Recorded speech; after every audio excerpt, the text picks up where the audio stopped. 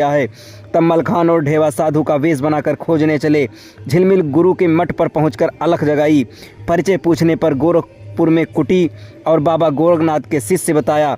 झिलमिल गुरु ने खेल दिखाने को कहा तो राग रागनी सुनाई। फिर मलखान ने नाच भी दिखाया। बाबा ने कुछ भी मांगने को कहा तो इन लोगों ने वही मेढ़ा मांग लिया और कहा कि इसे आदमी बना दो ताकि ले जाने में आसानी रहे। बाबा ने थोड़ी आनाकानी के बाद मेढ़ा बने उदल को दे दिया। तीनों आल्हा के पास पहुँचे। आल्हा ने कहा कि जम्बई को शांति संदेश भेजो, बिना लड़े ही मान जाएगा तो अच्छा है। जम्बई मानने वाले कहाँ थे। फौज फिर लड़ने को खड़ी हो गई। महोबे की फौज लोहागढ़ का द्वार नहीं तोड़ पाई। तब उदल ने ववरी वन के झाड़ झंखाड़ को और कटी लकड़ियां खंदक में भरवाकर आग लगवा दी। लोहागढ़ की दीवारें टूट टूट कर बिखर गईं। जम्बई राजा ने भयंकर युद्ध करना शुरू कर दिया। जम्बई और आल्हा आमने सामने होकर लड़ने लगे। जम्बई ने आल्हा से वार करने को कहा तो आल्हा ने अपना क्षत्रियोचित उत्तर दिया, हम कभी पहले वार भागते हुए पर वार नहीं करते, निहत्थे और घायल पर वार नहीं करते। इतने सुनकर जम्बई ने तरकस से निकालकर तीर चलाया।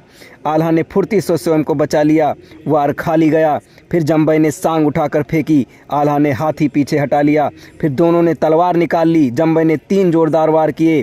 फिर तलवार टूटकर गिर गई। आल्हा ने ढाल उठाई और महावत को गिरा दिया। अब तो हौदा से हौदा भिड़ गया। जम्बई ने कटार निकाल ली।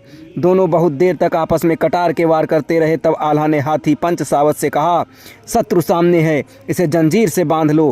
पंच सावत ने तुरंत जम्बई के हौद में जंजीर अटकाकर उसका हौदा गिरा दिया। आल्हा ने अवसर पाते ही जम्बई को बांध लिया। फिर जब जम्बई के खजाने के पास जा पहुँचे, आल्हा ने छकड़ों पर माल खजाना दलदवाया और महोबे भेंट भेजना शुरू कर दिया। हरकारे के द्वारा माता दिवला को बुलवाया। रानी दिवला के पहुंचने पर रानी कुशलता को भी बुलवाया गया।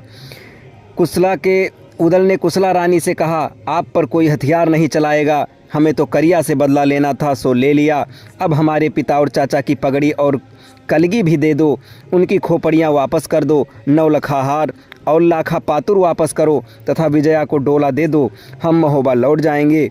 फिर तो बरगद से उदल ने स्वयं खोपड़ियाँ उतारी और सोने के थाल में सजा दी। राजा जम्बई को उसी कोल्हू में पिलवा दिया। जम्बई की छाया ने कहा, अब हमारे वंश में पानी देने वाला भी कोई नहीं है, इसलिए तुम मेरी खोपड़ी भी साथ ले जाओ, गंगा में हमारी खोपड़ी भी बहा देना। इसके आगे की कथा आपको अगले वीडियो में बताई जाएगी। तब तक धन्यवाद।